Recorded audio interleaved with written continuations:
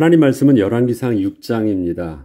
솔로몬이 7년 동안 성전을 건축하는 내용이 오늘의 본문입니다. 참고로 성전 건축에 대한 모든 설명과 내용은 열왕기상 8장까지 계속되고 있습니다. 아주 구체적으로 성전 건축에 관한 내용들을 자세히 기록하고 있습니다. 예레미야가 저자인데 왜 그렇게 기록하고 있는지 또 오늘 본문을 통해서 함께 나누고자 합니다. 열왕기서의 저자는 예레미야입니다. 그의 사역의 시기는 이스라엘이 후반기 마지막 다소당의 시대였습니다. 예레미야 선지자는 눈물의 선지자로 일컬어질 정도로 그의 사역에는 이스라엘의 영적 타락과 이에 대한 하나님의 징계를 바라보면서 안타까운 심정으로 이스라엘 백성들에게 회개하고 다시 하나님께로 돌아서기를 끊임없이 전하고 있었지만 이를 깨닫지 못하고 마침내 예루살렘 성이 완전히 멸망하기까지 타락의 길을 계속하고 있던 이스라엘을 향하여 간절하게 하나님의 뜻을 그렇게 전하던 선지자였던 것입니다. 열왕기서는 이러한 예레미야의 마음이 온전히 담겨 있습니다. 이스라엘을 통일하고 하나님이 다스리시는 나라로 든든히 세워 가나안 전 지역을 하나님의 말씀대로 완전히 정복했던 다윗 왕조로부터 시작해서 부와 영광의 최고의 정점이었던 솔로몬의 시대를 끝으로 마침내 멸망하기까지 이스라엘의 영적 부패와 회복의 반복적인 역사를 기록하고 있는 것입니다. 그래서 열왕기서는 처음엔 쭉 올라갔다가 그 다음부터 계속해서 내려가고 있는 역사들을 기록하고 있는 것입니다. 오늘 본문은 그 시작을 1절에 이스라엘 자손이 애굽 땅에서 나온 지 480년이요 솔로몬이 이스라엘 왕이 된 지 4년 15월 곧 둘째 달에 솔로몬이 여호와를 위하여 성전 건축을 시작하였더라라는 말씀으로 시작합니다. 이것은 비로소 성전이 건축되어질 정도로 이스라엘의 왕과 백성들이 영적으로 하나가 되어 하나님을 향하여 집중할 수 있게 된 시대가 되기까지 하나님께 예배하는 백성이 되어 살기를 소원하며 애굽 땅을 떠난 지 그렇게 오랜 시간이 걸렸다는 것을 뜻합니다. 480년이 걸린 거예요. 처음에 이것을 우리는 하나님의 백성으로 하나님께 예배하기 위해서 애굽을 떠난다라는 것이 그들이 애굽을 떠날 때 바로왕 앞에서 했던 말씀이었거든요. 그런데 비로소 온전히 이스라엘 모든 백성들이 하나님 앞에서 하게 된 때가 480년이 됐다라는 거예요. 하나님의 구원의 은혜로 애굽에서 해방되어 애굽을 떠나게 되었지만 하나님께 불순종함으로 40년이라는 긴 시간을 지내게 되었던 그 광야의 시대를 지나서 마침내 가나안에 들어오게 되었어도 하나님을 향하여 온전치 못했던 이스라엘의 모습은 결국 가나안을 완전히 정복하지 못했고 가나안의 원주민들과 타협하며 저들의 우상을 함께 섬기게 되므로 약 340년간의 사사시대에 반복적인 실패 역사를 거치고 사울왕과 다윗왕의 시대를 지나 드디어 솔로몬의 시대까지 왔음을 그렇게 알려주고 있는 것입니다. 480년의 기간이 거의 실패의 역사였잖아요. 계속해서 내려갔다가 다시 회복하고 내려갔다가 다시 회복하고 온전치 못했던 시간인데 마침내 드디어 다윗왕의 시대 때 통일을 이루고 솔로몬의 시대 때 꽃을 피우게 되었습니다. 그래서 성전이 완성되었다라는 것은 그래서 굉장히 중요한 의미가 있는 것입니다. 그런데 이러함에도 불구하고 솔로몬의 성전 건축을 기록하고 있는 예레미야의 심정은 솔로몬 시대의 부와 영광 그리고 순조롭게 진행되고 있던 성전 건축의 모습 속에서 결국 솔로몬도 실패할 수밖에 없었던 그 작은 빈틈을 보여주려고 하고 있는 것입니다. 우리는 이것을 봐야 됩니다. 솔로몬의 영광을 우리가 보면서 야 솔로몬 때 대단했구나를 보는 것이 아니라 예레미야가 언제 이것을 기록하고 있냐라는 것입니다. 이스라엘 백성들에게 안타까운 심정을 전할 때 이 내용을 기록한 것이 열왕기서입니다. 앞에 8장까지 화려한 솔로몬의 그 영광의 열심들을 기록하면서 저자인 예레미야는 그 속에 어둠의 그림자를 한 점씩 한 점씩 집어넣고 있습니다. 그래서 작은 점 속에 큰 울림을 그 속에서 경고로 보여주고 있는 것입니다. 우린 그것을 그래서 계속 볼 수 있어야 되는 것입니다. 솔로몬의 성전을 기록하고 있는 예레미야의 심정이 그렇게 기쁜 심정은 아닌 것입니다.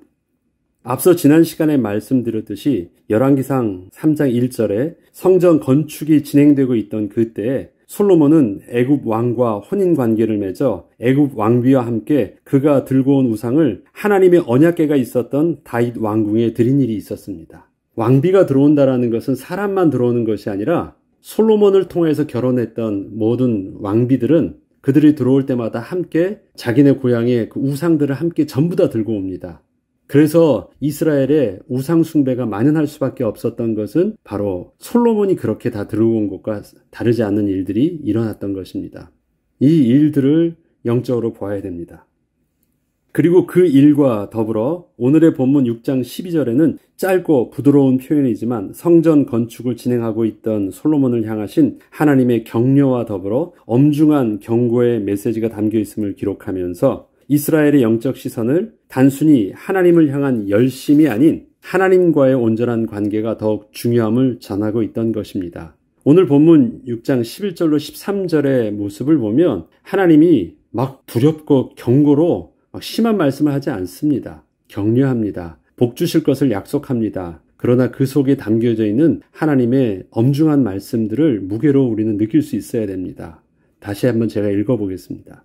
여호와의 말씀이 솔로몬에게 임하여 이르시되 내가 지금 이 성전을 건축하니 내가 만일 내 법도를 따르며 내 율례를 행하며 내 모든 계명을 지켜 그대로 행하며 내가 내 아버지 다윗에게 한 말을 내게 확실히 이룰 것이요 내가 또한 이스라엘 자손 가운데 거하며 내 백성 이스라엘을 버리지 아니하리라 하셨더라.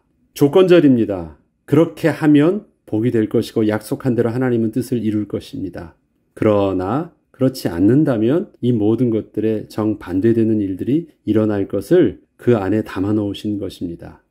솔로몬은 그 음성을 더 크게 들었어야 되는 것입니다. 네, 복 주신다고요. 너무 감사합니다. 감사합니다 할 것이 아니라 그 조건절에 반대되는 부분들은 더 크게 들을 수 있는 영적인 귀가 열려 있어야 됐는데 솔로몬은 그 부분들을 놓치게 된 것이고 예레미야는 바로 그 심정을 이 말씀의 이 내용 속에 담아 놓은 것입니다.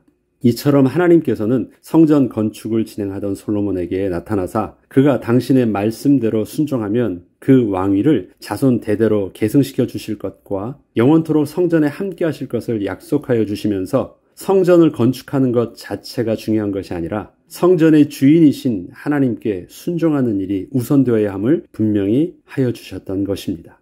그리고 성전을 건축하는 동안 성전 속에서는 철 연장 소리가 들리지 않았다고 7절에 기록하고 있습니다.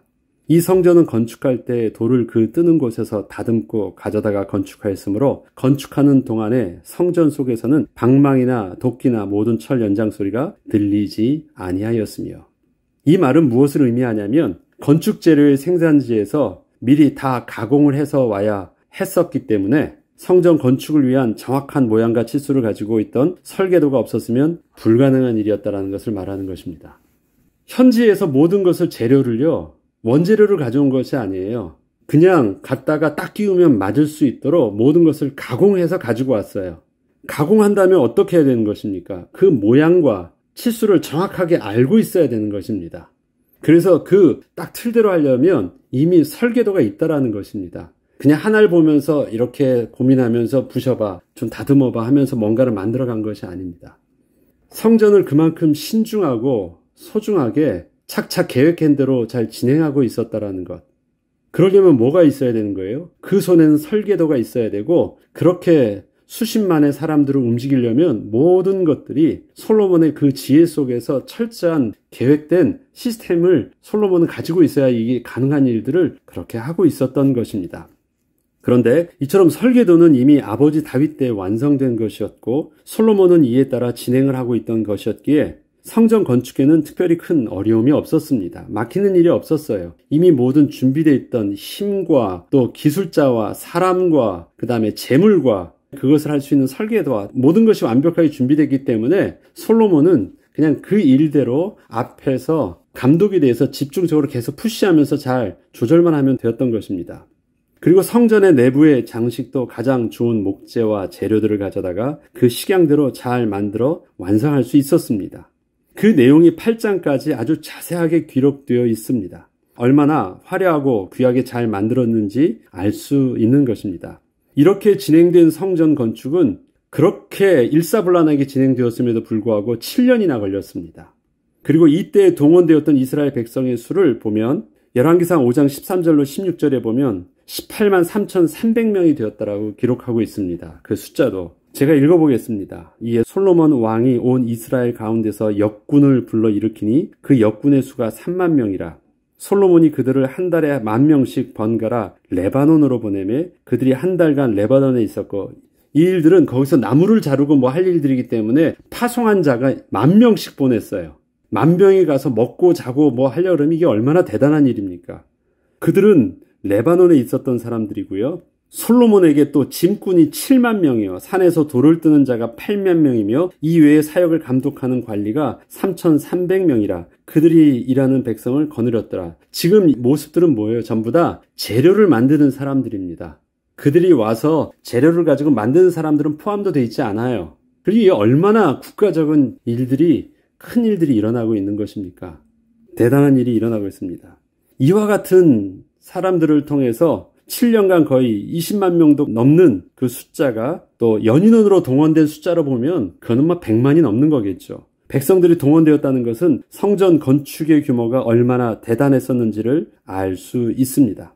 그런데 본문의 바로 다음 장 7장 1절에는 이러한 성전 건축과 더불어 자기의 왕궁도 함께 지었는데 그 왕궁의 건축에는 성전 건축의 2배의 기간인 13년이나 걸렸음도 함께 기록하고 있습니다. 또한 솔로몬은 왕궁과 성전 건축뿐만 아니라 여러 공사를 끊임없이 진행을 하였는데 이것은 결국 이스라엘 백성들에게는 너무도 힘든 노역이 솔로몬의 통치 기간 동안 끊임없이 계속되고 있었다는 것을 말하고 있던 것이었습니다.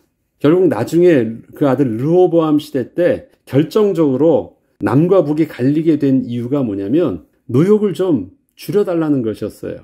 이스라엘 백성들이. 그런데 그렇게 하면 혹시 자기의 권위가 떨어지고 왕권이 자기를 무시하는 듯 해가지고 그렇게 못해 더 힘들게 할 거야 하면서 으름장을 놓다 보니까 더 이상은 안 되겠구나 하면서 이스라엘이 갈라지는 주 원인의 핵심에 이 노역이 있습니다.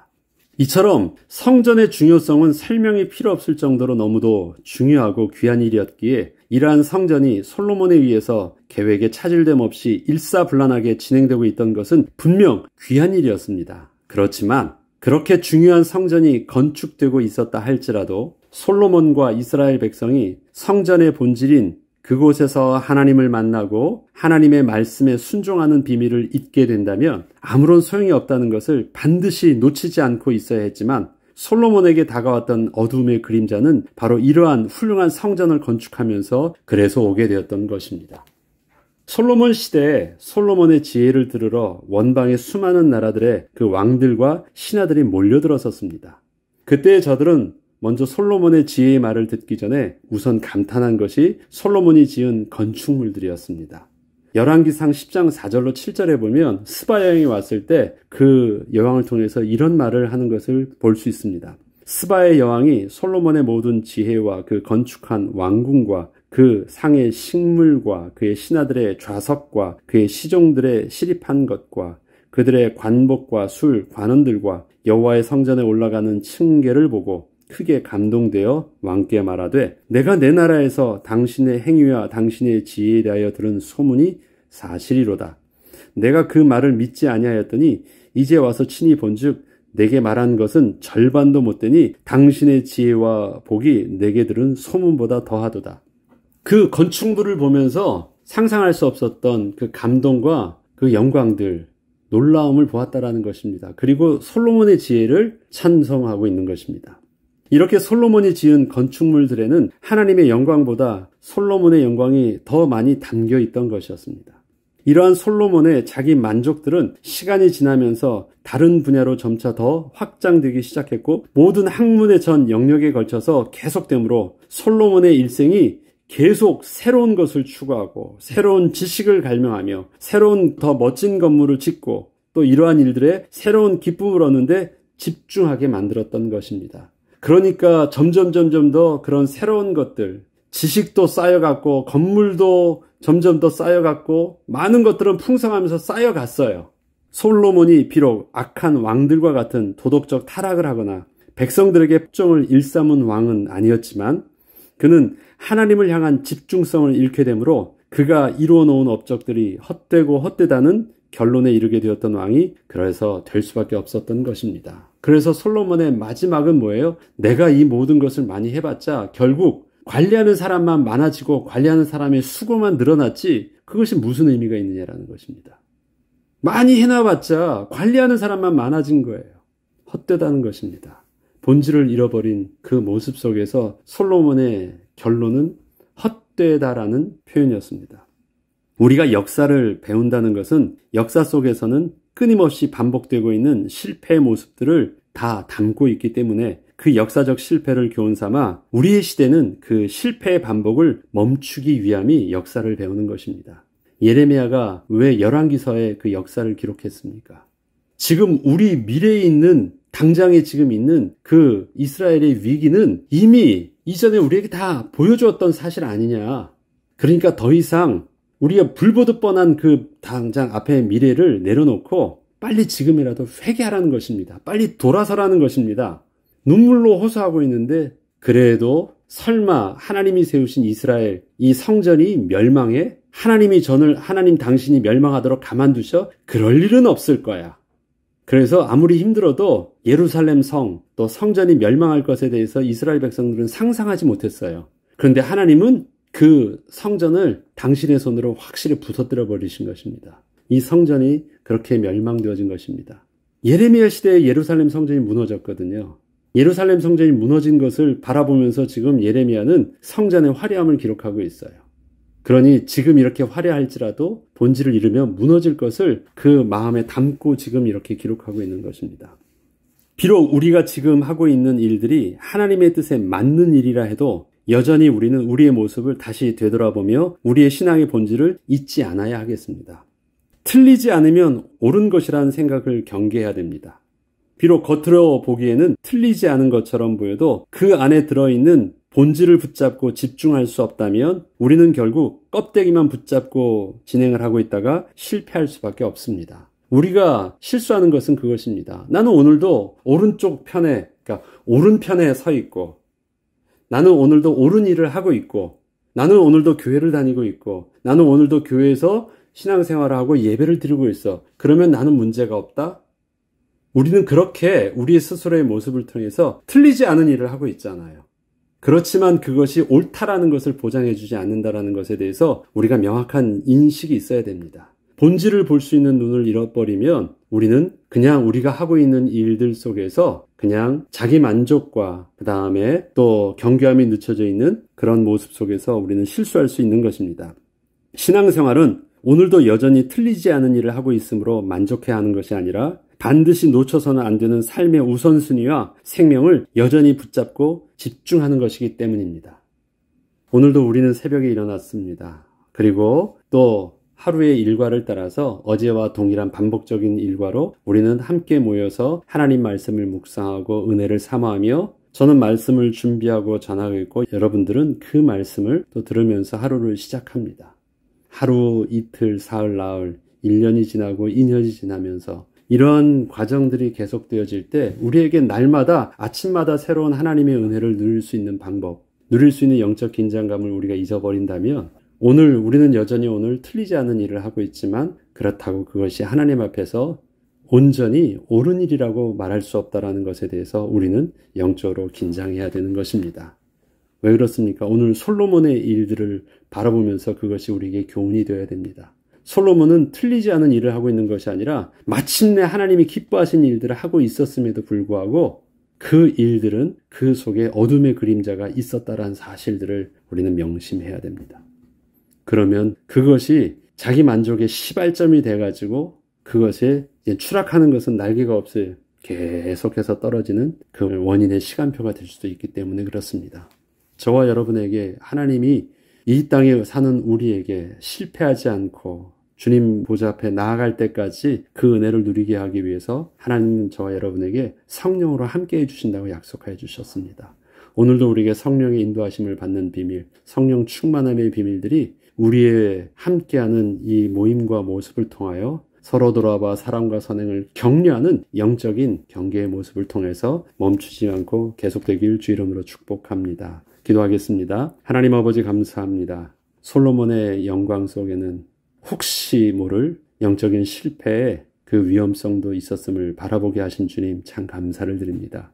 우리의 틀리지 않은 모습 속에서 하나님의 올바름 속으로 여전히 멈추지 않고 갈 수 있는 영적인 본질을 바라볼 수 있는 그 은혜의 비밀들, 오늘도 주의 성령님께서 우리의 눈을 열어 보게 하시고 우리의 심령을 굳건히 붙잡게 하셔서 온전히 주님 앞에 나아가기까지 멈춰지지 않는 은혜가 있게 하여 주시옵소서. 오늘도 주의 말씀 속에서 성령으로 충만하게 하여 주옵소서.